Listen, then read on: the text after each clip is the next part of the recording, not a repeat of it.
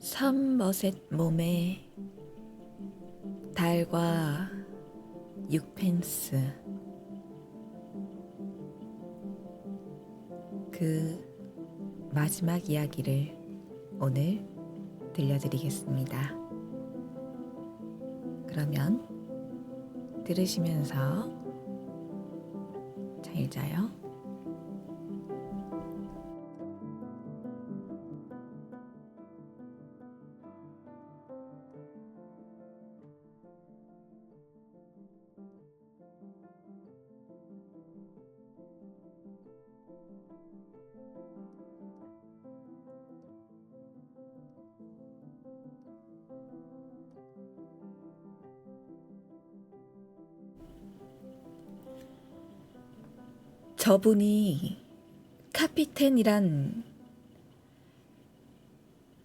저분이 카피텐 브리노예요.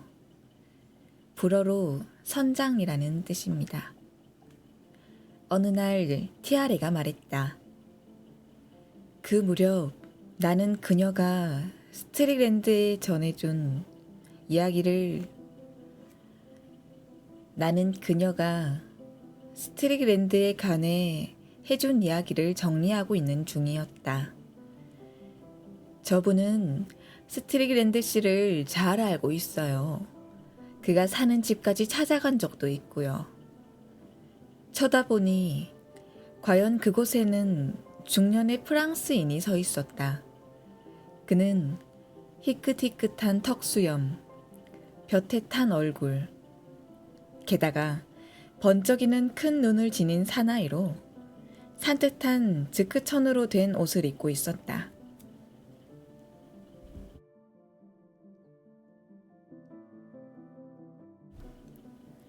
나도 점심때 이 사람을 보았었다.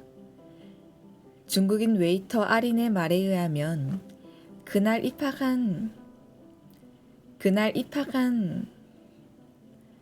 입항한 배로 토모투 군도에서 온 모양이다. 티아레는 나를 그 사람에게 소개해 주었다. 그는 명함을 내놓았는데 큼직한 명함에 르네 분이로라고 적혀 있고 그 밑에 롱크노호 선장이라고 인쇄되어 있었다. 우리는 부엌 바깥쪽의 작은 베란다에 앉아 있었는데 티아레는 자기 집에서 심부름을 하는 계집아이에게 입힐 드레스를 재단하고 있었다. 선장도 우리와 함께 그곳에 앉았다. 나는 스트릭랜드를 잘 알고 있어요. 하고 그는 말을 꺼내기 시작했다. 내가 체스를 워낙 좋아했어요. 게다가 그 사람도 한판 두자고 하면 언제나 대환영이었죠. 일 관계로 이 타이티에는 1년에 서너 번씩 오는데 그 사람도 파티티에 있으면 꼭 이곳을 찾아와서 곧잘 체스를 두었죠. 그가 결혼했을 때 여기까지 말한 브리노 선장은 어깨를 으쓱하며 웃었다. 결국 그 사람이 티아레가 말해준 나이와 함께 살게 되었을 때 나더러 자기 집에 놀러 오라고 그러지 뭡니까? 그 필요연에 나도 초대받았었거든요. 그가 티아레 쪽을 쳐다보고 웃자 티아레도 덩달아 즐거운 듯 웃었다. 그 뒤로 그 사람은 파티피에는 찾아오는 일이 거의 없게 되었고 그럭저럭 1년이나 지났을 무렵 나는 무슨 본 일인지 잊어버렸습니다만 어쨌든 그 사람이 살고 있는 쪽으로 갈 일이 생겼답니다. 그래서 볼 일을 마치고 나니 이런 생각이 들더군요. 여기까지 왔으면서 스트릭랜드를 만나지 않는다는 것도 좀 이상한 일이라고요.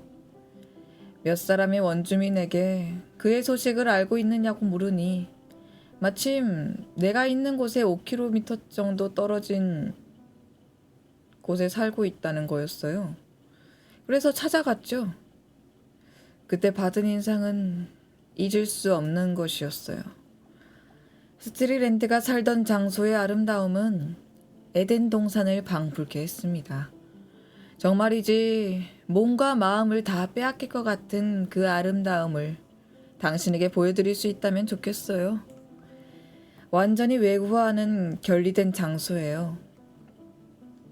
머리 위로는 푸른 하늘이 높게 떠 있고 울창한 수목들이 지푸르게 우겨져 색채의 항연을 벌이고 있는 것 같았어요. 그런 장소에서 그는 이 세상 일을 잊고 또 세상도 그를 잊은 채 살고 있었어요. 하기야 유럽인의 눈으로 본다면 눈살을 찌푸릴 정도로 불결해 보였을지도 모르죠. 그 집은 낡을 대로 낡아 결국 깨끗하다고 할 수 없었어요. 가까이 가보니 서너 명의 원주민이 베란다에 누워 있었어요. 아시다시피 원주민은 툭하면 모여들기 좋아하니까요. 젊은 남자 한 명이 쭉 뻗고 누워 담배를 피우고 있더군요. 그 사람이 몸에 걸치고 있는 것이라곤 파레오 하나뿐이었어요. 파레오난 길다란 무명천으로 붉은색이나 파란색이며 거기에 흰 무늬가 찍혀 있다. 허리 둘레에 걸치고 그 자락은 무릎까지 내려온다. 15가량의 계집애가 판타나스 잎으로 모자를 엮고 있었고 노파가 한 명 웅크리고 앉아 파이프 담배를 피우고 있더군요. 그리고 아타가 보였어요. 그녀는 낳은 지 얼마 안 된 아기에게 젖을 물리고 있었고 그 발치에는 발가벗은 또 하나의 어린애가 놀고 있었어요. 그녀는 나를 보자 스트릭랜드를 큰 소리로 부르더군요. 그러자 그가 문 밖으로 나왔는데 그 사람도 파레오만 걸쳤어요. 그 붉은 수염과 덕수룩한 머리와 털이 수북하게 난 가슴. 정말 괴상한 모습이었죠. 발은 딱딱하게 군살이 박히고 상처투성이었죠. 나를 보자 매우 반가워하며 아타에게 저녁 때 닭을 한 마리 잡으라고 말했어요. 그는 나를 집 안으로 불려들어 마침 그리고 있던 그림을 보여주었어요. 방 한 구석에 침대가 놓여 있고 한 가운데에는 캔버스를 올려두은 이젤이 놓여 있었어요. 전에 나는 그에 대한 동정심에서 그 사람의 그림을 2장걸랑 싼값에 산 일이 있었거든요. 또 프랑스에 있는 친구들에게도 몇 장인가 보내준 일이 있고요. 사게 된 동기는 동정심이었었지만 방에 걸어놓고 바라보는 동안 마음에 들어버렸어요. 그 그림에는 이상한 아름다움이 있다는 것을 알았죠. 모두 내 머리가 이상해졌다고들 했지만 지금 와서 보니 내 눈이 잘못된 게 아니었잖아요. 이 근처의 섬에선 내가 맨 먼저 그의 가치를 인정한 셈이니까요. 그는 짓궂은 눈초리로 티아레를 쳐다보았다. 그러자 그녀는 스트리랜드의 유품이 경매에 붙여졌을 때 그림에는 전혀 손을 대지 않고 미젠 날로만을 이 집 7프랑에 샀던 이야기를 후회스럽다는 듯이 되풀이했다. 아직도 그 그립을 가지고 계십니까? 하고 나는 물어보았다. 그럼요. 딸이 시집갈 나이가 될 때까지 갖고 있을 작정이에요. 시집을 가게 되면 팔 겁니다. 그것만으로도 지참금이 될 테니까요. 그리고 그는 스트릭랜드를 찾아갔을 때의 이야기를 계속했다. 그날 밤의 일은 일생을 두고 잊을 수가 없어요. 처음엔 1시간가량 있다가 돌아갈 예정이었는데 그가 자고 가라고 하도 붙잡아서요. 나는 주저했죠. 사실 말이지. 거기서 자라고 그 사람이 내놓은 돗자리를 보자 정나미가 떨어지다니까요. 하지만 결국 자기 가겠다고 승낙하고 말았죠. 나도 토모투에 집을 지었을 때는 집 밖에 있는 딱딱한 침대에서 몇 주일이고 잔 일이 있었어요. 울창한 관목을 지붕 대신으로 삼고요. 독벌레 걱정은 없었고. 어쨌든 내 피부는 단단해서 벌리 따위로는 끄적도 하지 않으니까요. 우리는 아타가 저녁 준비를 하고 있는 동안에 냇가에 나가 목욕을 하고 왔습니다. 식사가 끝난 뒤 모두 베란다에 나가 앉았죠. 거기서 담배도 피우고 이야기도 했어요. 그 젊은 남자는 손풍금을 가지고 나와 10여 년 전에 뮤지컬에서 유행했던 곡을 연주해 들려줬어요. 문명에서 몇천 마일이나 떨어진 열대지방에서 듣는 그 곡은 이상한 여운을 남기고 어둠 속으로 사라져갔어요. 이렇게 외진곡에 살면서 권태를 느끼지 않느냐고 나는 스틸랜드에게 물어봤지요. 그는 머리를 가로저으며 자기 그림의 모델이 가까이 있는 것은 무엇보다도 다행인 일이라고 대답하더군요. 그러다가 원주민들은 하품을 하며 자러 갔고 스틸랜드와 나만 남게 되었어요. 그날 밤 가슴속으로 밀려오던 그 적막함은 도저히 말로는 설명할 수 없어요. 내가 사는 토모크 군도에선 그것과 같은 적막함은 밤이 되어도 도저히 맛볼 수 없죠. 바닷가에선 무수한 동물이 돌아다니는 것 같은 소리가 나요. 마치 작은 조개류가 모조리 나와 바스락대고 기어다니는 것 같은 소리예요. 시간의 흐름처럼 계속 산호초가 밀려오는 파도에 철썩이는 소리도 들려오고요. 그런데 그곳에서는 전혀 아무 소리도 들리지 않았어요. 공기는 밤의 흰 꽃과 같은 향기를 품고 있었죠. 그 밤의 아름다움은 마치 자기의 영혼이 육체의 질곡에서 빠져나오는 것 같았어요. 끝없이 펼쳐진 하늘로 떠올라가는 듯한, 그리고 죽음마저도 그리운 친구처럼 느껴지는 것 같았죠. 티아레는 한숨을 크게 쉬었다. 아, 나도 다시 한 번만 15살 소녀로 돌아갔으면.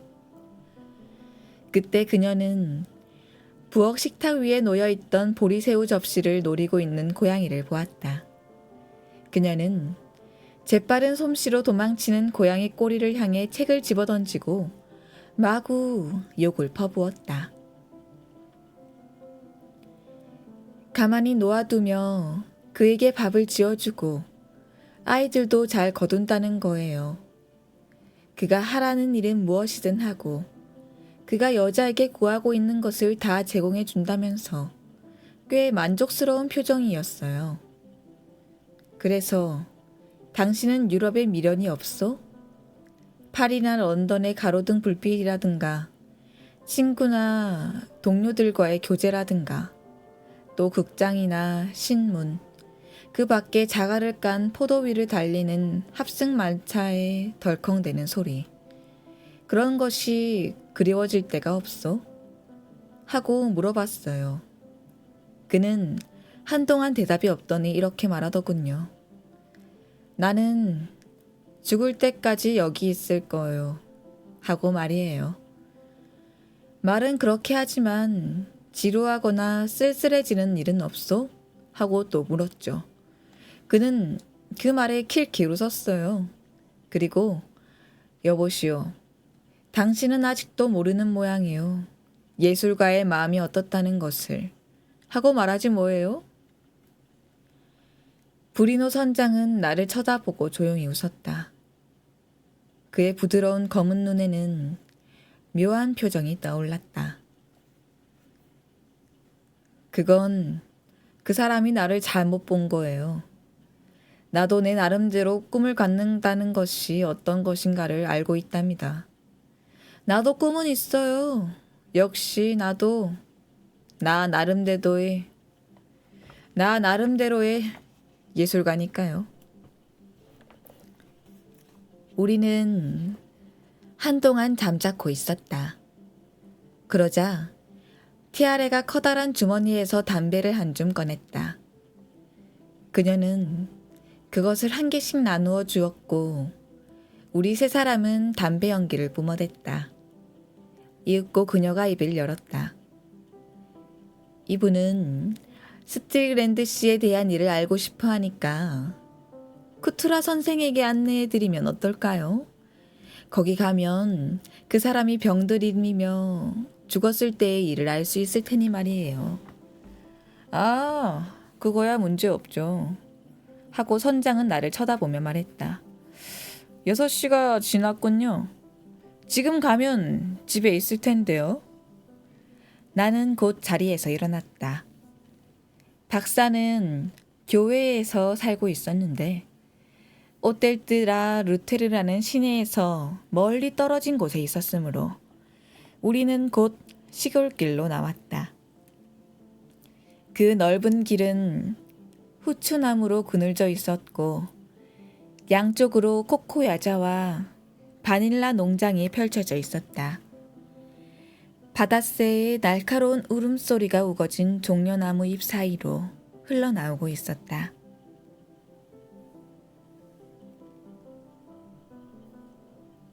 우리는 얕은 내에 놓인 돌다리가 있는 곳으로 나오자 잠시 발을 멈추고 원주민 아이들이 미역을 감고 있는 모습을 내려다보았다.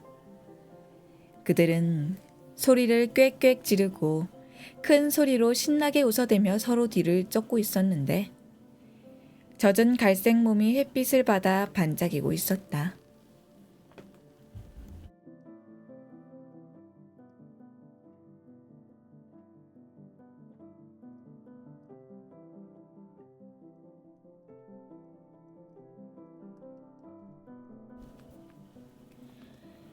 쿠트라 박사는 키가 매우 크고 뚱뚱한 프랑스 노인이었다. 그의 몸은 마치 거대한 오리알과 같은 모습이었다. 인품이 좋아 보이는 날카로운 푸른 눈으로 가끔 아주 만족스러운 듯이 불룩하게 튀어나온 자기 배를 내려다보고 있었다.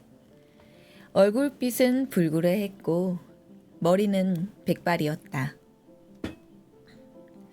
그는 상대방이 단번에 친밀감을 느낄 수 있는 그런 성격의 인물이었다. 우리를 만닥들인 방은 프랑스의 시골집에서 흔히 볼 수 있는 그런 방이었으며 장식된 폴리네리아 씬의 한두 개의 미네품이 어색한 분위기를 자아내고 있었다. 그는 나의 손을 두 손으로 잡고 마음속까지 따뜻해지는 시선으로 나를 바라보았다. 그 눈은 날카롭게 빛나고 있었다. 그는 브리노 선장과 악수를 하며 부인과 아이들도 잘 있냐고 공손한 말로 물어보았다. 한동안 안부를 묻는 말, 섬 이야기, 코프라와 바닐라의 수확고 예상 이야기 등이 오고 간 뒤 나는 찾아온 용건을 꺼냈다. 나는 쿠트라 박사의 이야기를 그대로 전하기보다 나 자신의 말로 전할 작정이다. 들은 그대로의 이야기로는 도저히 박사의 그 생기 넘치는 말투를 정확히 전하기 힘들 것 같기 때문이다. 박사의 목소리는 그 거대한 체구처럼 굵직하고 낮았으며 잘 울리는 목소리였다. 게다가 극적 효과에 대해서도 날카로운 감각을 지니고 있었다. 그의 이야기를 듣고 있노라면 흔히 말하듯 마치 연극이라도 보고 있는 것 같았다. 아니, 시원치 못한 연극보다는 훨씬 더 재미있었다. 어느 날 쿠트라 박사는 앓고 있는 늙은 여추창을 진찰하기 위해 타라바오까지 왕진을 갔던 모양이다. 거창한 침대 위에 누워 담배를 피우며 숱한 흑인 부하들에게 둘러싸여 있던 뚱뚱한 늙은 여추장의 모습을 말하는 박사의 이야기는 참으로 눈앞에 보듯 생생한 것이었다. 그 늙은 추장을 진찰한 박사는 다른 방으로 안내되어 식사 대접을 받았다. 생선회와 튀긴 바나나, 거기다 병아리 요리, 대강 이런 것이었다. 이것이 원주민들의 대표적인 음식이다. 그래서 한참 식사를 하고 있는데 박사의 눈에 문 밖으로 쫓겨나가며 눈물을 흘리고 있는 한 계집아이의 모습을 보았다. 그때는 별로 마음에 두지도 않았는데 돌아갈 무렵에 마차를 타려고 하니까 조금 떨어진 곳에 아직도 그 계집아이가 서 있었다. 그 아이는 슬픔에 지친 듯한 모습으로 박사를 쳐다보고 있었다. 양쪽 볼에는 눈물이 끊임없이 흐르고 있었다. 옆에 있던 원주민에게 저 여자아이는 왜 저러느냐고 물어보았더니 어떤 백인이 병이나 박사에게 진찰을 받으려고 산에서 내려왔는데 이곳 사람들이 선생님은 바빠서 안 된다고 거절을 했다는 것이었다. 그 말을 듣고 박사는 직접 그 아이에게 불러서 무슨 일이냐고 물어보았다. 그러자 그녀의 대답이 자기는 전에 오텔르 라테르 호텔에 있었던 아타의 심부름으로 왔다며 붉은 수염 아저씨가 아프다는 말을 했다. 그리고 박사의 손에 꼬깃꼬깃 구겨진 신문지를 쥐어주었다. 박사가 그 신문지를 펴보니 안에서 100프랑짜리 지폐가 나왔다.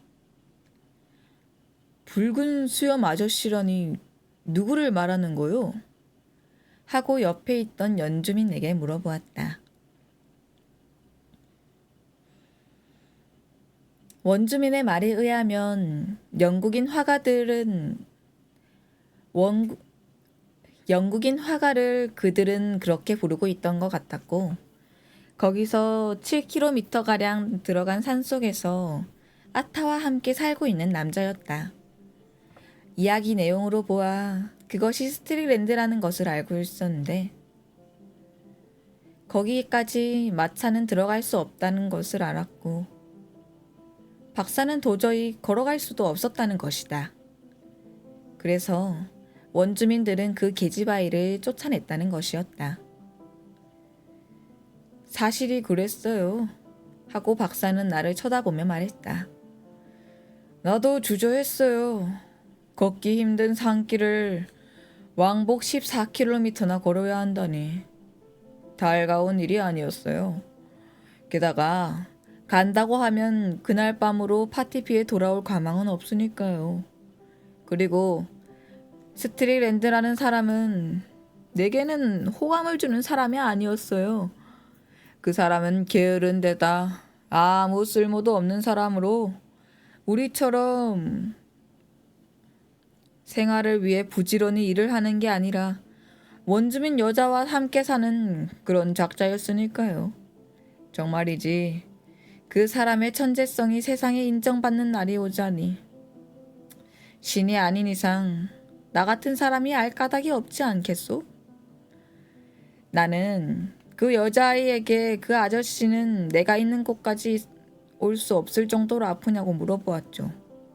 그러자 그 아이는 대답을 하려고도 하지 않는 거예요.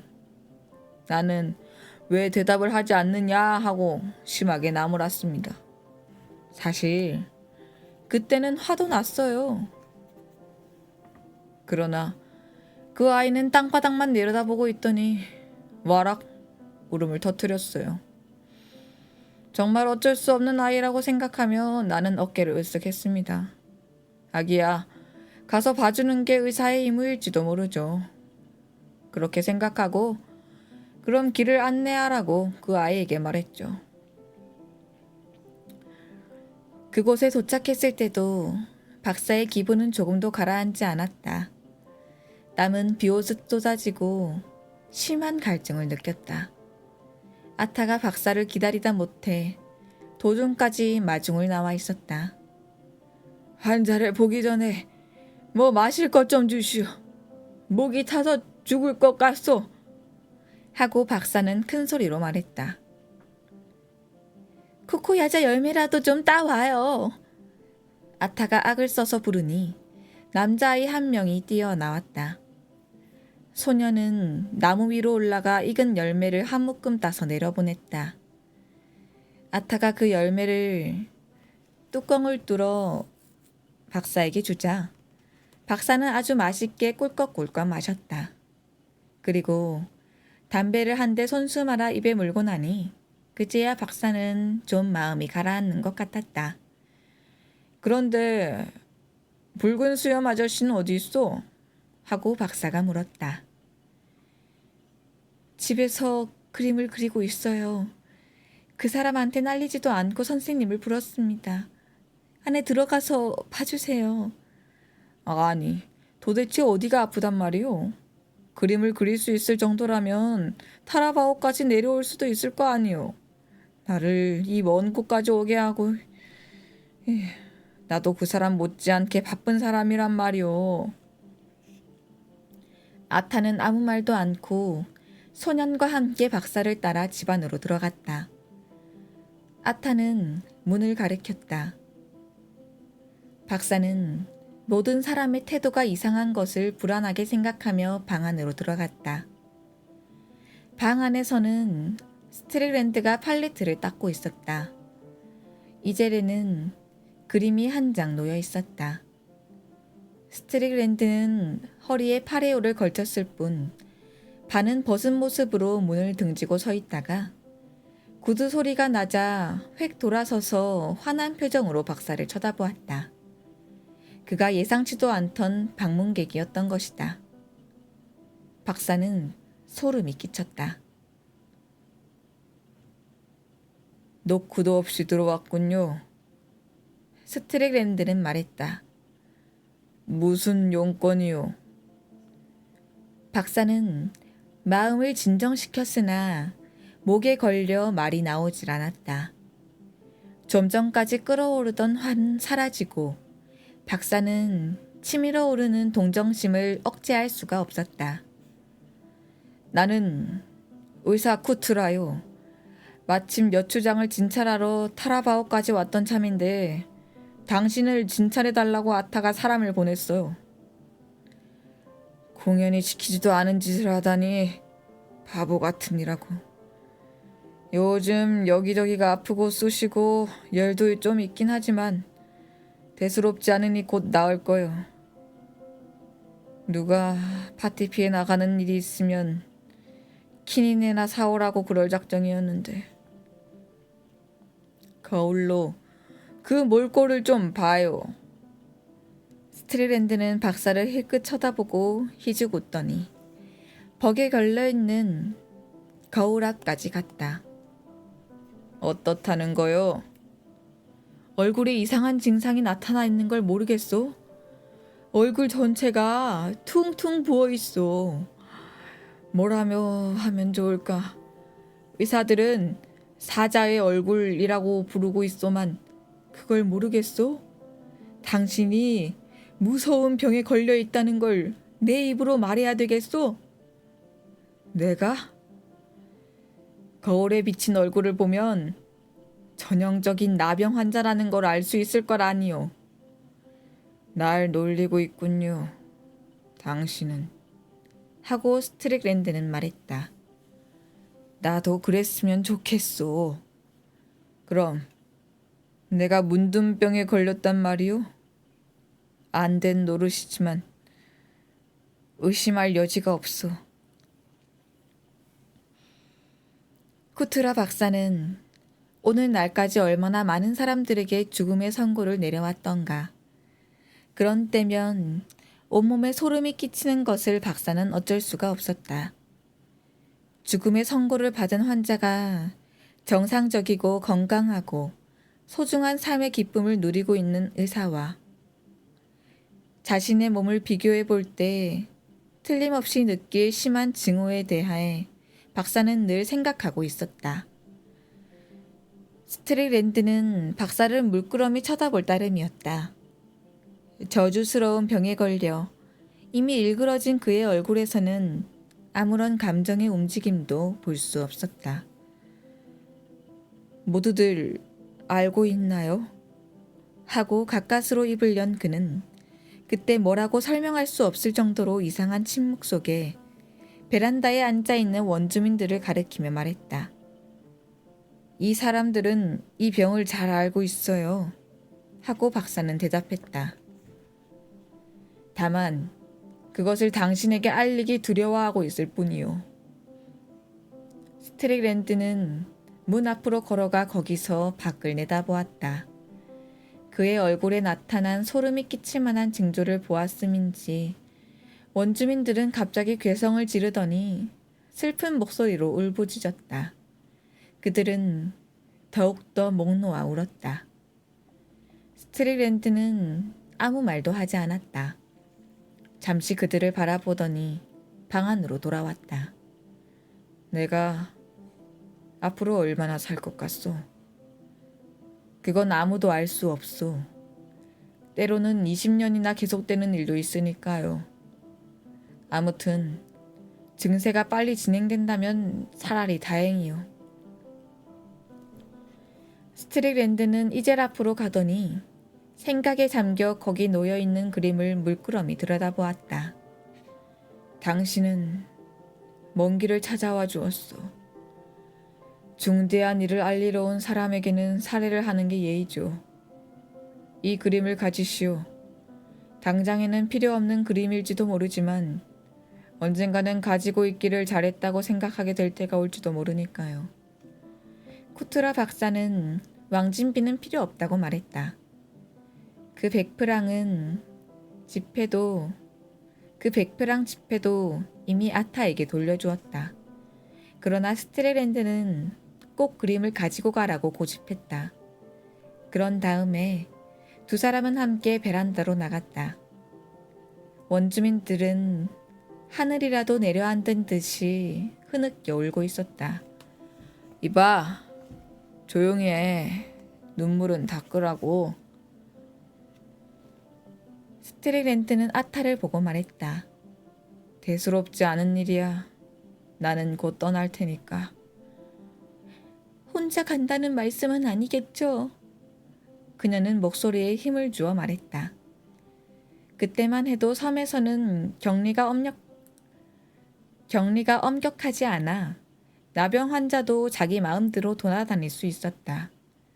나는 산으로 갈 거야. 스트릭랜드가 말했다. 그러자 아타는 벌떡 일어서서 스트릭랜드 앞으로 다가갔다.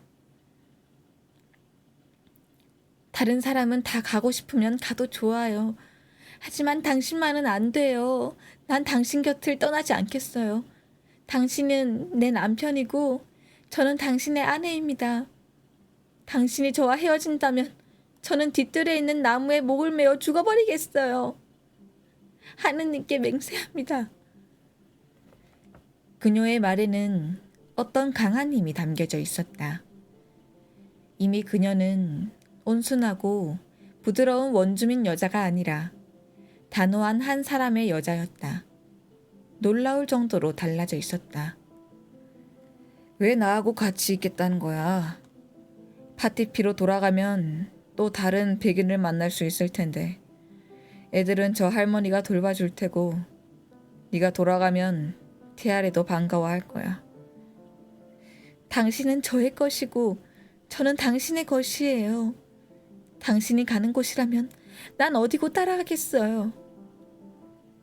한순간 스트릭랜드의 굳은 결심도 흔들리는 것 같았다. 두 눈에 눈물이 괴더니 조용히 볼을 타고 흘러내렸다. 그리고 그는 그 빈정대는 미소를 지었다. 여자란 참 묘한 동물이요. 하고 그는 쿠트라 박사에게 말했다. 개 취급을 받고 이쪽에 팔이 아플 정도로 두들겨 주어도 역시 사랑은 변하지 않는 모양이요. 그는 어깨를 한건 움츠렸다. 말할 것도 없지만 여자에게 영혼이 있다는 것은 기독교가 만들어낸 참으로 어리석은 하나의 착각에 불과하단 거요. 선생님에게 무슨 말씀을 하고 계신 거예요? 하고 아타는 의심스러운 듯이 물었다. 설마 당신 집을 나가겠다는 것은 아니겠죠? 네가 정 그렇게 말한다면 난 여기 있겠어. 그러자 아타는 그의 앞에 무릎을 꿇더니 두 팔로 그의 다리를 끌어안고 입을 맞추었다. 스트릭랜드는 방긋 웃으며 쿠트라 박사 쪽을 쳐다보았다. 결국 여자가 이긴 셈이군요. 일단 잡히고 보면 어쩔 수 없는 거요. 살까지 희건 검건 여자는 다 같아요. 쿠트라 박사는 그런 무서운 병에 걸린 환자에게 이제 새삼 안 됐다느니 하는 위로의 말을 한다는 것도 부질없을 것 같아 그대로 자리를 떴다. 스트릭랜드는 소년 타네에게 박사를 마을까지 안내해드리라고 일렀다. 쿠트라 박사는 여기서 말을 잠시 끊더니 박사를 향해 이렇게 덧붙였다. 나는 그 사람에게 호감을 가질 수 없었어요. 아까도 말했지만 원래 호감 가는 사람이 아니었으니까요. 그런데 천천히 타라바오까지 내려오며 생각하니 인간이 받는 괴로움 중에서도 가장 무서운 그 병고를 꼼찾고 있는 그 용기에는 정말 감탄할 수밖에 없었어요. 타네와 헤어질 때 내가 약을 보내줄 텐데 그 약을 먹으면 효험이 있을지도 모른다고 말해줬죠. 하기야 스트릭랜드가 그 약을 먹었을는지도 의심스러운 일이지만 만일 먹는다면 신경이 안정될 수도 있을지도 모르는 일이었거든요. 나는 또 부르러 오면 언제고 오겠다고 아타에게 일렀죠. 인생은 참 가혹한 것이고 자연은 때로 자기의 어린 인간들을 괴롭히고 회심의 미소를 짓는 일이 있으니까요. 나는 파티피에 우리 집에 돌아와 쉬면서도 마음은 무겁기만 하더군요. 오랫동안 아무도 입을 여는 사람이 없었다.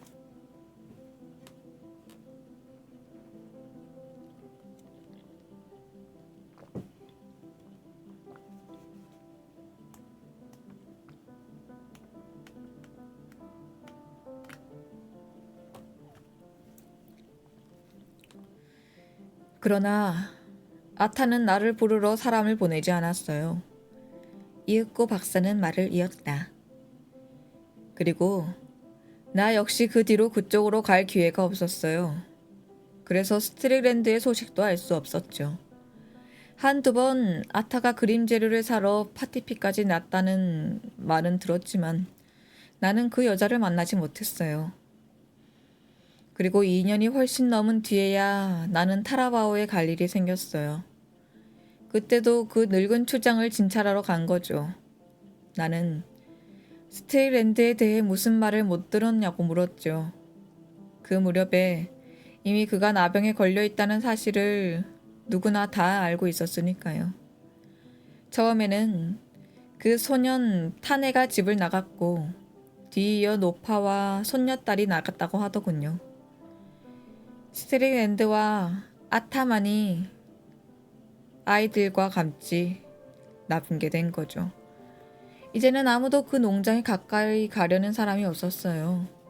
아시다시피 원주민들도 그 병에는 상당한 공포를 갖고 있었으니까요.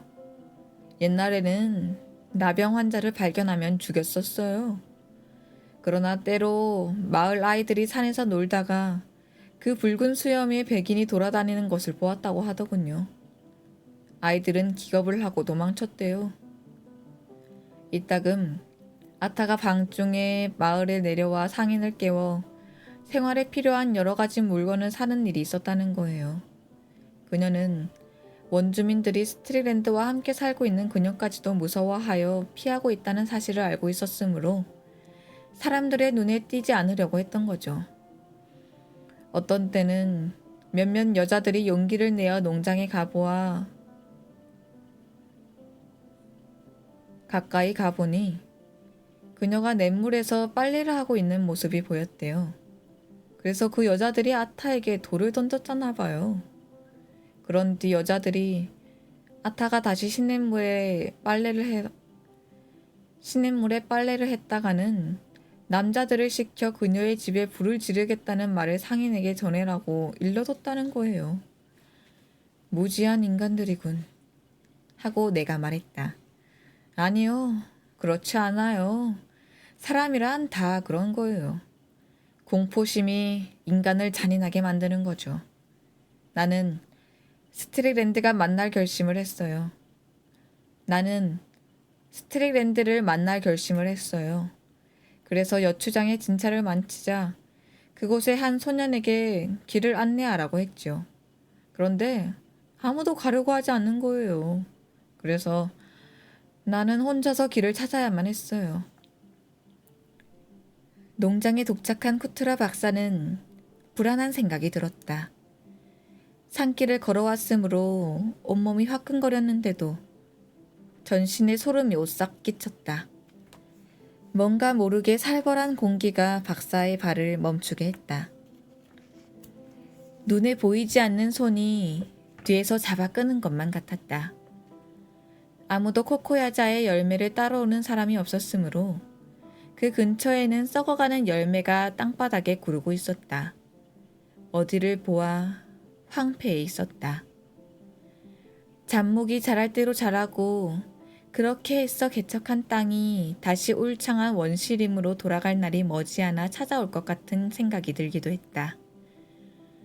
마치 고뇌에 속을 같다는 생각이 들어 박사는 몸서리쳤다. 그 집에 가까이 가보니 무서운 침묵에 휩싸여 있었다. 처음에 박사는 아무도 살지 않는 줄 알았다.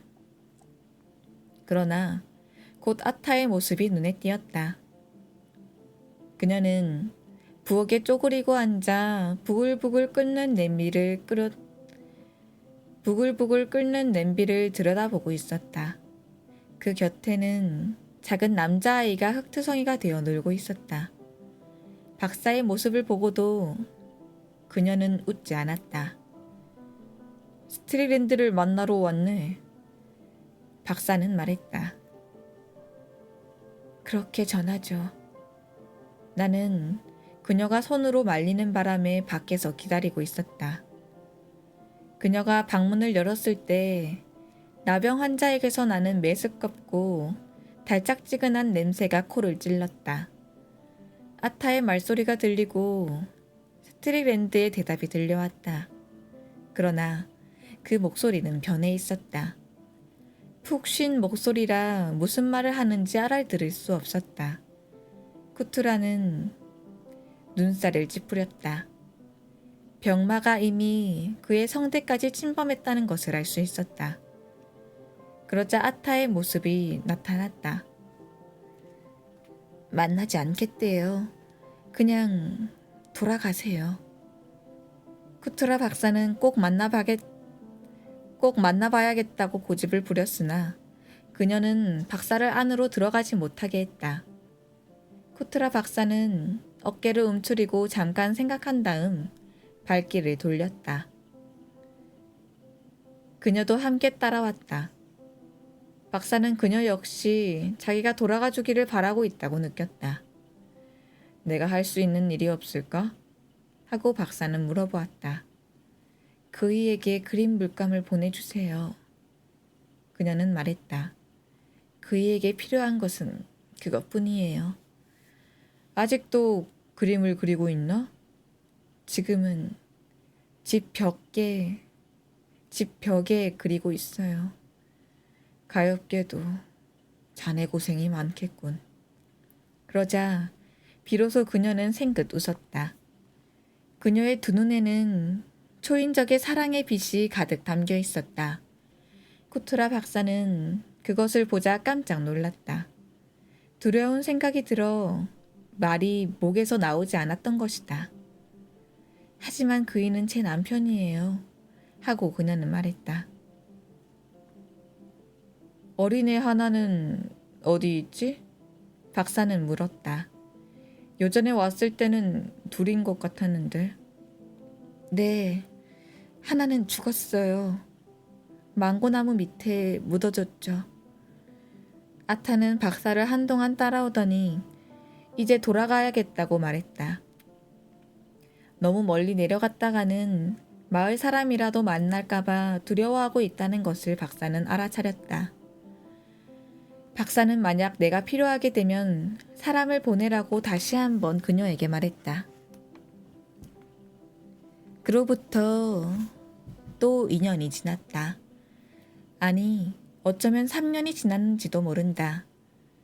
타히티에서는 세월이 흐르는 것을 인식하기가 힘들기 때문이다. 마침내 스트릭랜드가 위독하다는 기별이 쿠트라 박사에게 왔다. 아따가 파티피로 우편물을 싣고 가는 박사를 중간에서 기다리고 있다가 곧 박사에게 그 말을 전해달라고 마부에게 부탁한 것이다. 그러나 기별이 왔을 때 공교롭게도 박사는 외출 중이어서 그것을 안 것은 밤이 돼서였다. 밤 늦게 떠날 수도 없는 노릇이어서 날이 새기를 기다렸다가 출발했다. 타라바오에 도착하자 아탄의 집까지 7km나 되는 비탈길을 터벅터벅 걸어 올라갔다. 오솔길에는 잡초가 우거져 있어 아무리 보아도 지난 몇 년 동안은 거의 아무도 지나간 흔적이 없었다. 길을 찾는 것도 쉬운 일이 아니었다. 비틀거리며 냇가를 따라 걸어가기도 하고 사방에 우거진 가시나무 사이를 빠져나가기도 했다. 또 머리 위 나무에 매달린 호박벌 집을 피하기 위해 할 수 없이 몇 번이고 바위 위를 기어 올라가기도 했다. 사방은 소름이 끼칠 정도로 조용했다. 가까스로 페인트 칠 하나 하지 않은 그 작은 집을 찾아냈을 때는 그도 모르게 안도의 춤을 쉬었다. 그 집은 눈을 의심할 정도로 황폐해져 있었고 소름이 끼칠 정도로 조용했다. 가까이 다가가니 작은 남자아이가 무심히 놀고 있다가 그의 모습을 보자 깜짝 놀라 도망쳐버렸다. 그 아이에겐 낯선 사람은 모두가 적처럼 느껴졌을지도 모른다. 그 아이는 나무 그늘에 숨어 자기를 쳐다보고 있는 것을 느꼈다. 문은 활짝 열려 있었다. 불러보았으나 대답이 없었다. 안으로 들어가 방 안으로 발을 들여다는 순간 지독한 냄새가 코를 찔러 그는 심한 구토증을 느꼈다. 그러나 손수건을 코에 대고 꾹 참고 안으로 들어갔다. 반짝이는 햇빛을 받고 있다가 어두운 방 안으로 들어왔으므로 처음에는 아무것도 보이지 않았다. 다음 순간 그는 깜짝 놀랐다. 도대체 자기가 지금 어디에 있는지를 분간할 수가 없었다. 갑자기 마법의 세계로 들어온 듯한 착각을 느꼈다. 울창한 원시림과 그 나무 사이를 나체로 배회하고 있는 인간의 무리가 흐릿하게 그의 눈에 들여왔다. 이윽고 박사는 그것이 벽 전체에 그려진 벽화라는 것을 알았다.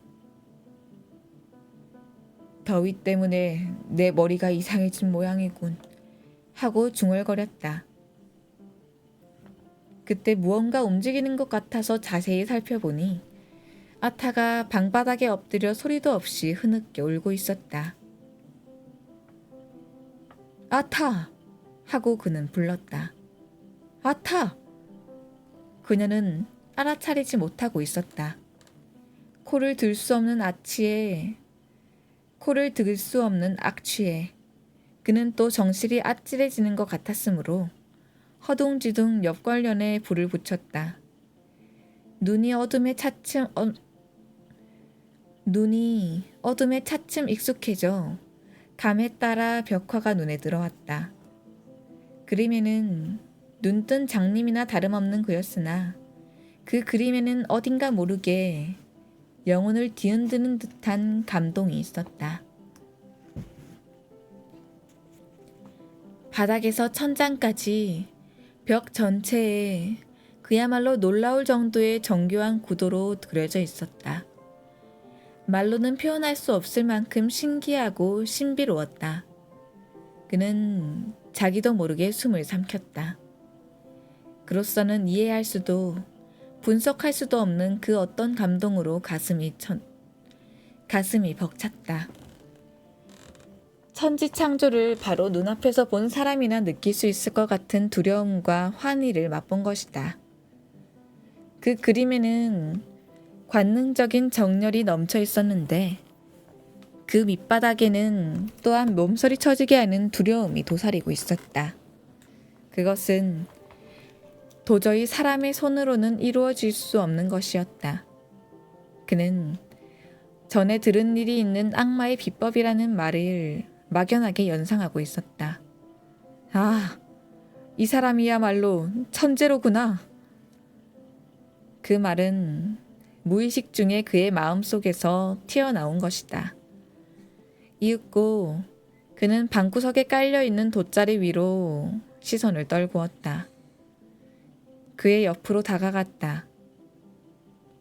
그러자 그의 눈에 비친 것은 전에 보던 스트릭랜드와는 전혀 딴판인, 즉 사지가 다 뭉그러진 차마 눈뜨고 볼 수 없는 무서운 물체였다. 그는 이미 숨을 거둔 것이었다. 쿠투라 박사는 마음을 단단히 먹고 그 뭉그러진 무서운 시체 옆에 쭈그리고 앉았으나 다음 순간 그는 벌떡 일어섰다. 등골이 얼어붙은 것 같은 공포를 느꼈다. 등 뒤에 인기척을 느꼈기 때문이다. 아타였다. 그는 그녀가 일어나는 것을 모르고 있던 것이다. 그녀는 그의 옆에 서서 역시 그 시체를 들여다보고 있었다. 맙소사, 내 신경도 어떻게 된 모양이군. 하고 그는 말했다. 하마터면 간이 떨어질 뻔했소. 다시 그는 전에는 인간이었지만 이제는 한낱 추악한 살덩이에 지나지 않은 그 시체를 들여다보았다. 그러나 곧 놀라서 뒤로 물러섰다. 아니, 그는 눈이 멀었었군. 그래요. 그이는 벌써 1년 전부터 앞을 볼 수 없었어요.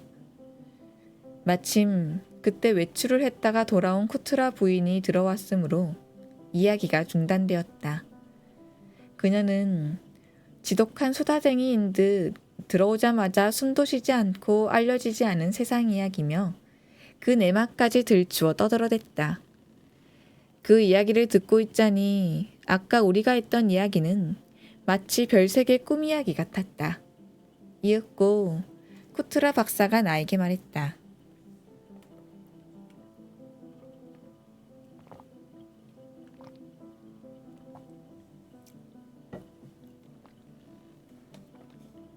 나는 스트릭랜드가 준 그림을 아직까지 진찰실에 걸어놓고 있습니다. 어디 한번 보시겠습니까? 네, 보여주십시오. 그는 베란다 쪽으로 우리를 안내했다. 우리는 발을 멈추고 뜰에 가득 피어있는 여러 가지 아름다운 꽃들을 바라보았다. 스트릭랜드가 그 집 벽 전체에 그린 그 비범한 그림을 오랫동안 내 머릿속에 아로 새겨져 도저히 잃어버릴 수가 없었어요. 하고 박사가 감회 어린 어조로 말했다.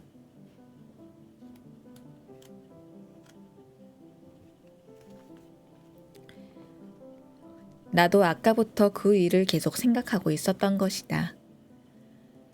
그 그림 속에서 스트릭랜드는 마침내 자기 자신을 완전히 표현하고 있던 것이 아닌가 하는 생각이 들었다. 그의 마음을 사로잡고 있던 악마가 드디어 추방되고 그 일생이 모두 그것을 위한 괴로운 준비에 지나지 않았던 역작이 완성됨과 아울러 영원한 잠이 그의 고고하고 괴로움으로 가득한 영혼 위에 내려앉았을 것이다. 그는 살아온 내내 지녔던 뜻을 조용히 이루고 잠들었을 것이다. 그래, 그 그림의 주제는 무엇이었습니까? 내가 물었다. 잘은 모르지만 어쨌든 지금까지 본 일이 없는 환상적인 작품이었어요. 태초의 세계, 즉 아담과 이브가 있던 에덴 동상의 모습을 그린 모양이에요. 말하자면 남녀를 분운하고 인간 육체의 아름다움에 대한 찬양이며 웅대하고 비정하고 감미롭고 냉혹한 대자연에 대한 찬사와 같은 것이었습니다. 시간과 공간의 무한함에 대해 두려움을 느끼게 하는 그림이었어요. 그림 안에 흔히 볼 수 있는 코코야자, 벵골 보리수, 플랜보니언트, 아보카도 같은 식물을 그려넣기는 했지만 그 그림을 본 뒤로는 그런 것들을 보는 내 눈이 아주 달라졌어요. 웬일인지 그런 식물 속에 정체모를 요정 같은 것이 숨어 있어 그것이 곧 내 손에 잡힐 것 같으면서도 언제까지고 잡히지 않는 그런 느낌이었습니다. 그 빛깔도 우리가 늘 보고 있는 그런 것이었는데도 역시 어딘가 달랐어요. 모두가 각각 독특한 의미를 지니고 있는 거예요. 남녀의 나체 역시 마찬가지였습니다. 지상에 있는 인간이었지만 역시 어딘가 이 세상 사람 같지 않은 느낌이 들었어요. 즉, 흙덩이로 이루어진 인간의 체질을 다분히 지니면서도 어딘가 모르게 신과 흡사한 점을 지니고 있었죠. 원시적인 본능을 남김없이 노출한 인간의 모습이 그려져 있었습니다. 그것을 보고 소름이 끼친 것은 나 자신의 모습을 거기서 보았기 때문이에요. 쿠투라 박사는 어깨를 한껏 움츠리고 조용히 웃었다. 제 얘기를 듣고 나면 여러분은 틀림없이 웃으실 테죠. 어쨌든 나는 유물론자인데다가 보다시피 이렇게 뚱뚱하게 살이 쪘으니까요. 마치 셰익스피어의 원저의 명랑한 부인들에 등장하는 펄스타프 같죠? 서정적인 사고방식은 나에게 맞지 않아요. 그런데 말입니다. 이런 말을 하면 웃음거리밖에 되지 않겠지만 그처럼 내가 깊은 감명을 받은 그림은 처음이었어요. 하기야 나도 로마의 시스티나 성당에 갔을 때 마치 이와 비슷한 감동을 받은 일이 있어요. 거기서도 역시 나는 그 천장에 그림을 그린 인간의 위대함에 두려움을 느꼈습니다. 그것은 분명히 뛰어난 천재의 작품이라고 생각했죠. 웬일인지 내가 아주 보잘것없는 존재처럼 느껴졌어요. 그러나 미켈란젤로의 위대함을 보는 쪽에서 미리 그는 위대하다는 마음의 준비가 되어 있어요. 그런데 이 그림에서는 나는 갑작스런 충격을 받은 상태였습니다. 어쨌든 문명에서 멀리 떨어진 타라바오의 깊숙한 산골짜기에 있는 원주민 집에서 그것을 보게 된 것이니까요. 게다가 미켈란젤로의 작품은 온당하고 건전해요. 그의 그 걸작 속에는 숭고한 조용함이 감돌고 있어요. 그런데 이 사람의 그림 속에는 아름다우면서도 뭔가 사람을 불안하게 하는 것이 있었어요. 그것이 무엇인지는 나로선 짐작이 안 갑니다만 어쨌든 보고 있는 동안에 나는 어떤 불안한 기분에 사로잡혀 있었어요. 이를테면 방에 앉아 있을 때 옆방에 아무도 없다는 것을 잘 알면서도 어쩐지 누가 그곳에 있는 것 같은 불안한 기분에 휩싸이는 일이 있는데 그때의 기분이 바로 그런 기분이었어요. 그래서 나는 그 이상한 걸작이 타버렸다는 말을 들었어도 그다지 아까운 생각이 들지 않았어요. 타버렸다고요? 하고 나는 나도 모르게 소리를 질렀다. 그렇습니다. 아직 모르셨던가요? 모르는 게 당연하죠. 그 작품에 대해 듣는 것이 이번이 처음이니까요. 그런 것은 어떤 개인의 손에 넘어가 있는 줄만 알았습니다. 어쨌든 스트리랜드의 그림에 대해서는 아직도 확실한 작품 목록도 만들어 있지 않은 형편이니까요. 스트리랜드는 눈이 보이지 않게 된 뒤로 그 두 방의 벽화 앞에 몇 시간이고 앉아서 보이지 않는 눈으로 그 완성된 작품을 물끄러미 바라보고 있었다는군요. 아마 실명하기 전보다 모든 것이 더 뚜렷이 보였는지도 모르죠. 아타의 말에 의하면 한 번도 자기의 비극적인 운명을 슬퍼하지 않았답니다. 끝까지 평온한 마음을 잃지 않고 이성을 잃는 일도 전혀 없었대요. 그러나 그는 아타에게 이런 약속을 하게 된 거예요. 즉, 자기를 파묻고 나거든. 아까도 말했듯 나는 내 손으로 그 사람의 무덤을 팠어요.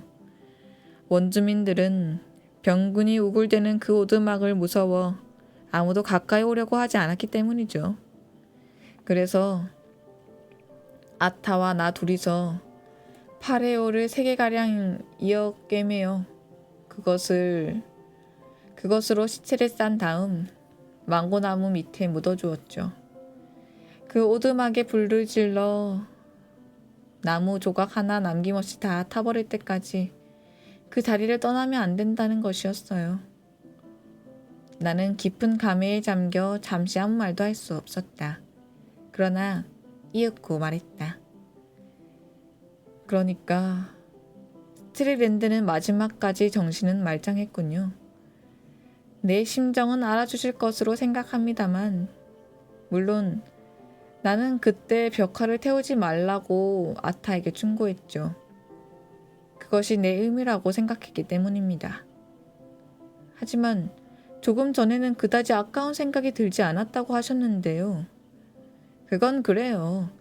나도 그것이 바로 천재의 작품이라는 것쯤은 알았으니까요. 그렇기 때문에 그런 걸작을 이 세상에 사라지게 할 수는 없다고 생각했어요. 그러나 아타는 도무지 내 충고를 받아들이지 않았어요. 약속을 한 이상 어길 수 없다는 거죠. 나는 그런 야만스러운 행위가 보기 싫어서 돌아오고 말았죠. 그러니까 그 뒤의 소식은 나중에 들었을 뿐이죠. 잘 마른 마돛바닥과 판다니스 돗자리 위에 성유를 뿌리고 불을 붙였다나 봐요. 그러자 삽시간에 오두막은 잿더미로 변해버리고 그 위대한 결작도 자취를 감추고 만 거죠. 그럼 당사자인 스트리랜드도 그것이 걸작이라는 것을 알고 있었군요. 그 사람은 자신이 갈구하던 것을 달성하고 그의 생애를 마친 셈입니다. 즉, 하나의 세계를 창조하여 이제 됐다고 생각한 거예요. 그러나 결국 자랑과 모멸이 섞인 기분으로 그것을 태워버린 거죠. 얘기는 이쯤 해두고 그림을 보러 갈까요?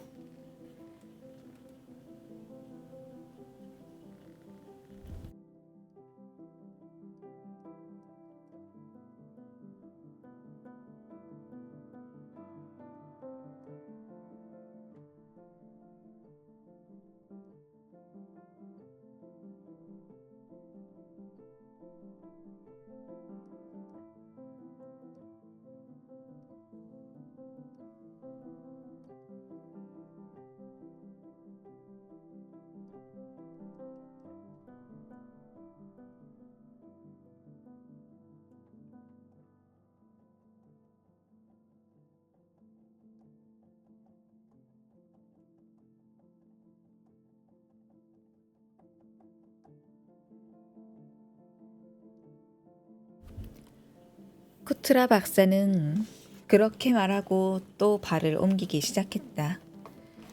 그래, 아타와 아이는 어떻게 됐습니까? 그들 모자는 마르케르사이 군도로 갔어요. 그곳에 친척이 있었다나 봐요. 들리는 말에 의하면 아들은 카멜론의 범선에서 일을 한다는군요. 자기 아버지를 그대로 닮았대요. 베란다에서 진찰실로 들어가는 문 앞에서 박사는 잠깐 멈추어 서더니 희죽 웃었다. 실은 과일 그림인데요. 환자를 진찰하는 방에 걸어둔다는 것이 좀 걸맞지 않다고 생각될지도 모르지만 집사람이 응접실에 걸기 싫어해서요. 그야말로 외설적인 느낌이 들어 쳐다볼 수 없다는 거예요. 아니, 가일 그림이 그렇다는 겁니까? 나는 놀라 소리쳤다. 진찰실에 들어가 보니 그 그림이 눈에 띄었다. 나는 오랫동안 그 그림을 쳐다보았다. 그것은 망고, 바나나, 오렌지, 그 밖에 내가 모르는 과일을 담아놓은 그림이었다. 언뜻 보기에는 대수롭지 않은 그림이었다. 어쩌면 후기 인상파의 전람회 같은 데서 보는 가작이지만 별로 볼만한 작품도 아니어서 그대로 지나쳐버리는 그런 그림이었다. 그러면서도 나중에야 그 그림이 눈앞에 떠오르며 나 자신도 그 이유를 알 수 없으나 일단 눈앞에 떠오르면 다시는 그것을 깨끗이 잊을 수 없는 그런 작품이었다. 색채도 아주 강해서 보는 이에게 말할 수 없는 마음의 동요를 일으키게 했다. 흐릿한 푸른빛은 마치 정교한 조각을 한 청금석의 그릇 같은 은은한 빛을 띠고 있었다. 자줏빛은 날고기와 같은 기분 나쁜 빛깔이었으나 그러면서도 헬리오가발루스의 옛 노바 제국을 상기시키는 듯한 정열에 빛나고 있었다. 그림 속의 과일에는 이상한 생기가 깃들여 있었다. 그것은 마치 아직 만물이 지금처럼 정해진 형태를 취하고 있지 않았던 지구의 암란한 혼동기에 창조된 것 같았다. 그것은 말하자면 마법의 과일이었다. 만일 그것을 맛볼 수 있다면 아무도 모르는 영혼의 비밀과 신비로운 상상의 문을 열 수 있을지도 모른다. 건전하고 자연스러운 모든 것, 인간의 행복에 연결되는 모든 것, 그리고 단순한 사람들의 단순한 기쁨, 그 모두가 완전히 화면에서 사라져버렸다. 그럼에도 불구하고 그곳에는 무섭게 끌어들이는 힘이 깃들여 있었다. 그리고 마치 선악과 같은 미지의 세계를 향한 모든 가능성을 품고 보는 사람의 마음을 공포에 떨게 하는 것이다. 이윽고 나는 그림에서 눈을 떼었다. 스트릭랜드는 그 비밀을 가슴에 간직한 채 마침내 무덤으로 가버린 듯한 느낌이 들었다. 여보! 하고 부르는 크투라의 부인의 크고 밝은 목소리가 들려왔다. 아까부터 당신 무얼 하고 계시는 거예요? 아펠리 리티가 왔어요. 손님에게 여쭤보세요. 캔기나 디보네를 한 잔 드시지 않겠느냐고요. 네, 고맙습니다, 부인. 나는 베란다로 나가며 대답했다. 갑자기 내 정신으로 돌아온 것이다.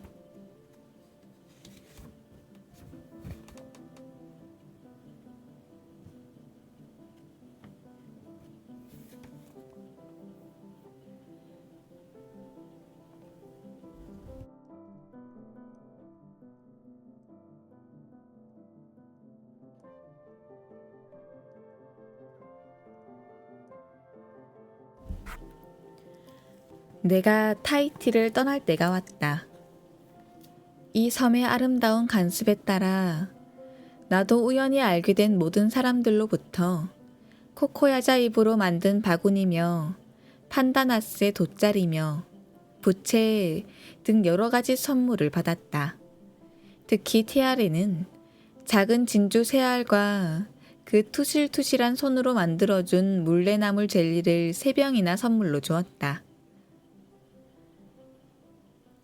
웰링턴에서 샌프란시스코로 가는 도중에 이곳에서 24시간을 머무는 우편선이 승선 고동을 울리자 그녀는 나를 그 큰 가슴에 꽉 끌어안았다. 나는 마치 큰 파도가 굽이치는 바닷속으로 가라앉는 듯한 기분이 들었다. 그녀의 빨간 입술은 나의 입술에 갖다 대었다. 그녀의 눈에는 눈물이 반짝이고 있었다.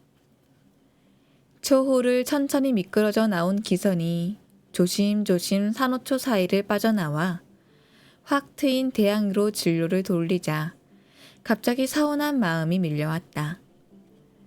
산들 바람에는 아직도 섬의 산뜻한 향기가 깃들어 있었다.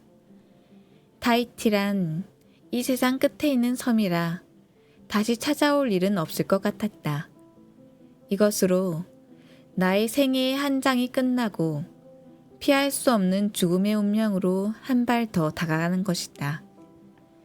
그로부터 한 달도 채 되기 전에 나는 런던 땅을 밟았다. 우선 급한 볼일을 이것저것 마치자 나는 스트리랜드 부인에게 편지를 보냈다.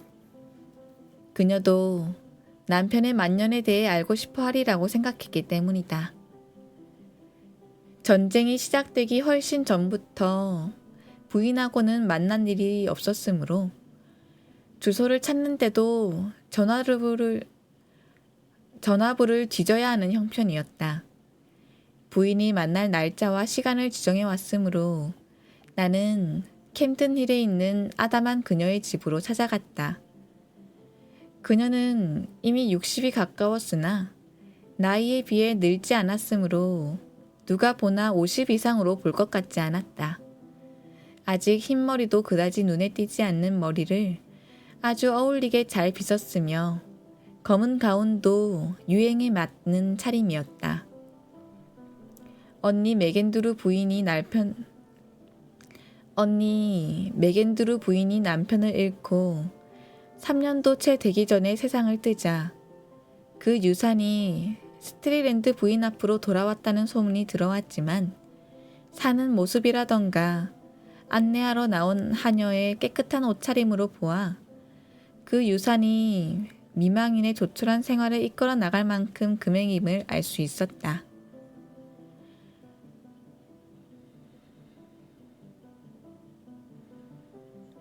응접실로 들어가니 손님이 한 사람 와 있었다.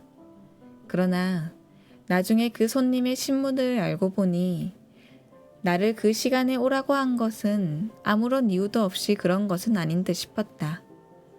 손님은 벤 부시 테일러라는 미국 사람이었다. 스트리랜드 부인은 아주 조심스럽게 애교 있는 웃음을 손님에게 웃어 보이며 나에게 상세한 사정을 설명해 주었다. 우리 영국 사람들은 정말 어이없을 정도로 예의가 없어요. 이렇게 갑자기 실례인 줄 압니다만 이대로 소개해 드리겠어요. 상대방에게 그렇게 말을 해놓고 그녀는 나를 보았다. 벤 부시 테일러 씨는 미국의 유명한 평론가세요. 이분의 저서를 읽지 않았다면 문명인의 수치일 거예요. 아직 읽지 않으셨다면 곧 읽도록 하세요. 오늘 오신 것은 찰리에 대한 글을 쓰시는데 저의 도움이 필요해서 오신 거예요. 벤 부시 테일러 씨는 크고 몹시 여인 몸에 반질반질한 대머리의 소유자였다. 크고 둥근 지붕과 같은 머리 때문에 주름이 깊이 잡힌 노란 얼굴이 더 작게 보였다. 말끝마다 굽신거리며 지나치게 공손하게 구는 인물이었다. 그가 쓰는 영어에는 뉴 잉글랜드 사투리가 섞여 있었고 그 태도에도 어딘가 모르게 냉혈 동물 같은 차가움이 엿보였다. 어째서 하고 많은 사람 중에 이런 사람이 찰드 스트리랜드에게 손을 대려고 하는지 나로서는 알 수 없는 일이었다. 아까부터 스트리랜드 부인이 남편 이름을 말할 때마다 간이 놓을 것 같은 부드러운 목소리로 말했으므로 나는 다소 낯간지러운 생각이 들었다. 두 사람이 말을 나누고 있는 동안에 나는 방 안의 가구들을 하나하나 살펴보고 있었다. 스트리랜드 부인은 시대에 따라 취미가 달라졌다. 모리스 스타일의 벽지도 안 보였고 점잖은 빛깔의 클레톤 천을 씌운 의자도 보이지 않았으며 예전에 애슐리 가든의 응접실의 벽을 장식했던 안들 사라사도 눈에 띄지 않았다. 그런 것 대신에 방안이 이상한 색채로 반짝이고 있었다. 그녀는 다만 유행을 따라한 것이겠지만 이 같은 색채의 변화, 그 자체가 남해의 작은 섬에서 비참한 생애를 마친 한 화가의 꿈에서 나온 것임을 그는 과연 알고 있을까 하는 생각이 들었다. 그러나 부인의 다음 말로 보아 그녀는 그것을 전혀 모른다는 사실을 알았다. 이건 아주 훌륭한 쿠션이군요. 벤부시 테일러 씨가 말했다.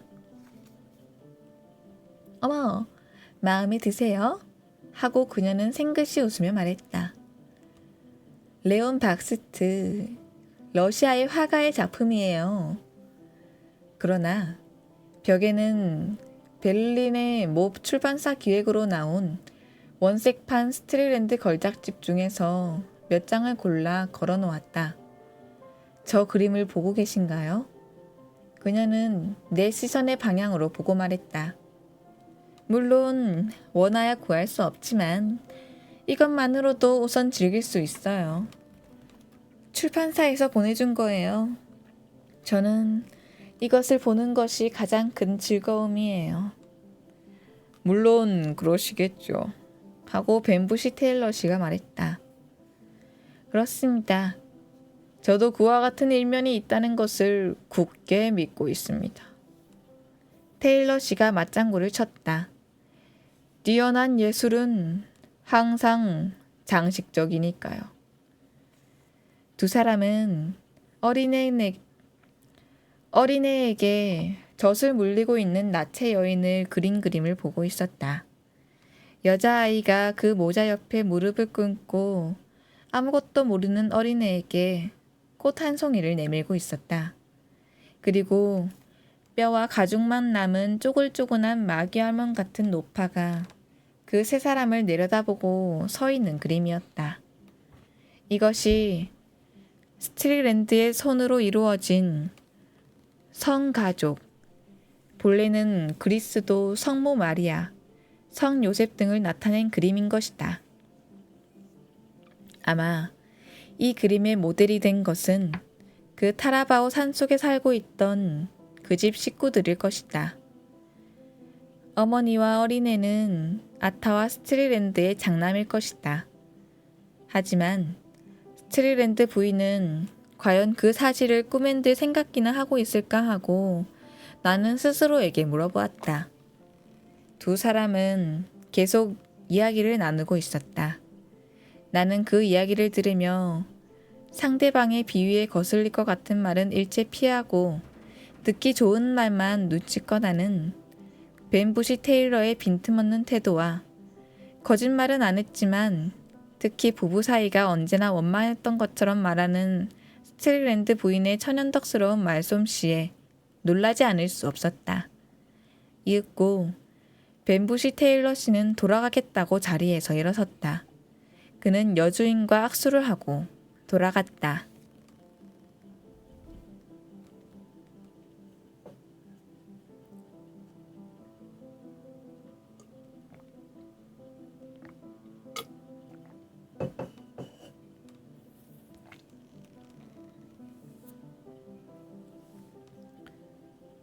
하기야, 나도 어떤 때는 막 짜증이 날 때도 있어요.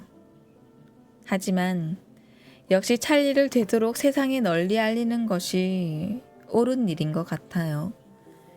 천재의 아내였으니까 나에게도 어느 정도 책임이 있다고 생각해요. 그녀는 20여 년 전이나 조금도 다름없는 그 부드럽고 애교 있는 눈초리로 나를 쳐다보았다. 나는 조롱당하는 것이 아닌가 하는 생각마저 들었다. 물론 하시던 일은 이제 안 하시겠죠? 네, 그만두었어요.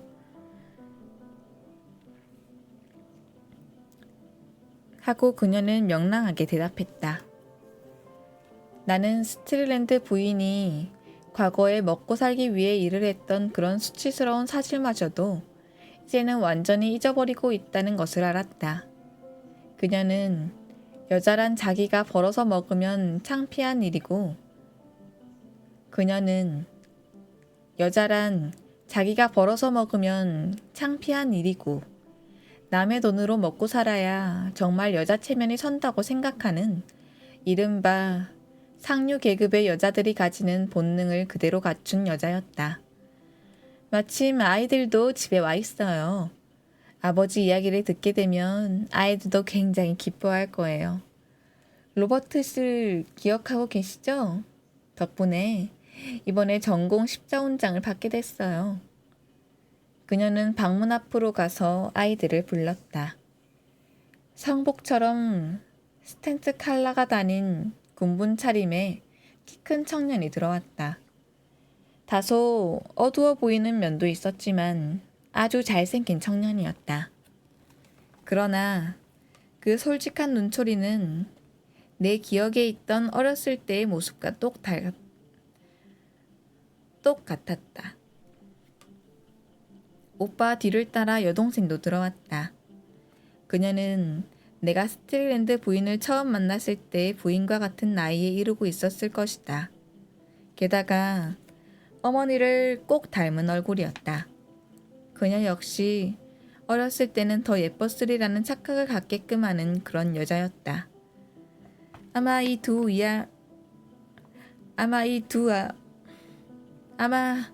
두 아이를 전혀 기억 못하시겠죠? 스트릴랜드 부인은 자랑스럽게 웃으며 말했다. 딸 아이도 지금은 로날슨 부인이에요. 남편은 포병 소령이죠. 그이는 앞으로 진짜 군인이 될 작정이에요.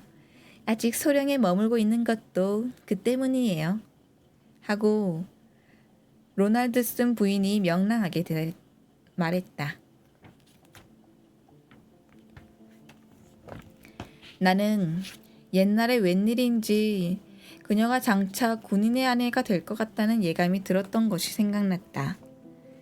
지금 와서 생각하니 역시 그것은 그녀의 운명이었던 것이다. 그녀는 군인의 아내로서 모든 장점을 갖추고 있었다. 온순하고 싹싹했으나 그러면서도 보통 여자와는 좀 다르다는 점을 내세우는 면도 있었다. 로버트는 아주 쾌활한 청년이었다.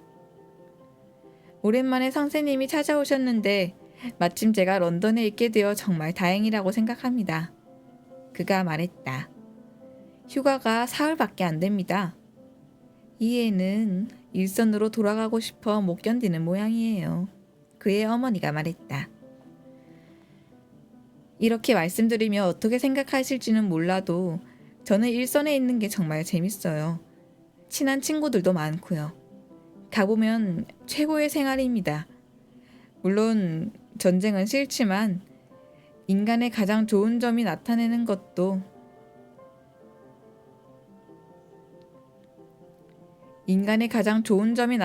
것도 역시 전쟁입니다. 이 점은 부정할 수 없을 거예요. 그리고서 나는 타히티에서 들은 찰즈 스트릴랜드의 이야기를 죄다 말해주었다. 다만 아타와 그 어린애에 대한 사실만은 말할 필요가 없을 것 같기에 덮어두었을 뿐 나머지 일은 되도록 상세하게 말했다. 모두 한동안 숨을 죽이고 있었다. 이윽고 로버트가 선량을 그어 담배에 불을 붙였다. 하느님의 절구치는 솜씨는 느리다 해도 매우 곱게 찌느리라. 판 로가오의 인과응보 속에 나오는 구절과 하는 말과 같군요. 하고 그는 차분하게 말했다. 스틸랜드 부인과 로날스드 부인이 경건한 표정으로 고개를 숙이고 있었다. 그 모습으로 보아 두 사람은 아마 이 구절에 이 구절이 성서에서 인용된 것으로 잘못 알았는지도 모른다는 생각이 들었다. 솔직히 말해 어쩌면 로버트도 그녀들과 같은 생각을 하고 있는 게 아닐까 하는 생각이 들었다. 웬일인지 나는 그때 아타가 낳은 스틸랜드의 아들을 생각했다. 들은 바에 의하면 명랑하고 마음이 착한 젊은이라는 것이다. 무명 바지 하나만 입고 범선 갑판 위에서 일하고 있는 그의 모습을 상상했다. 어둠이 깔리면 배는 산들바람을 안고 미끄러지듯 바다 위를 달린다. 선원들은 갑판에 모이고 선장과 하물 감독은 파이프 담배를 피우며 갑판 의자 위에 누워 있다. 그런 때 아타의 아들은 색색거리는 손풍금 소리에 맞추어 다른 젊은이들과 신나게 춤추고 있다. 성서의 한 구절이 입 밖으로 튀어나온 것을 나는 가까스로 참았다. 성직자라는 것은 원래 그들의 금령구에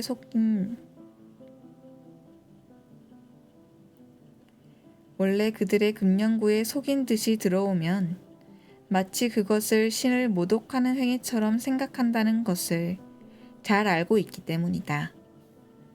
위스터블에서 27년간이나 교구 목사 노릇을 했던 나의 백부 헨리는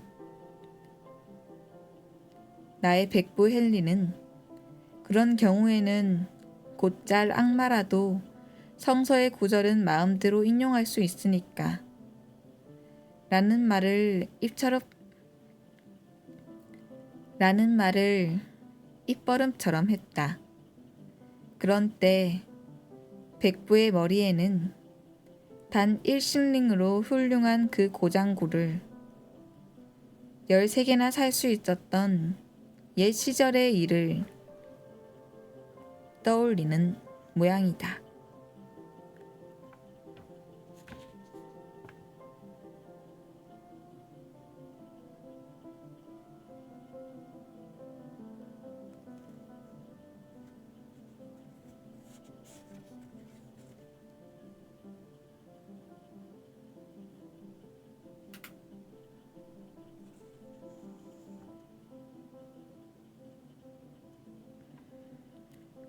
섬머셋 몸에 달과 6펜스.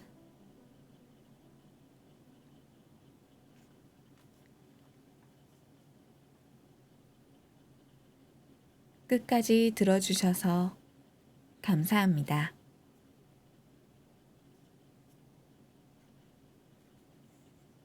오늘도 들어주셔서 감사하고요.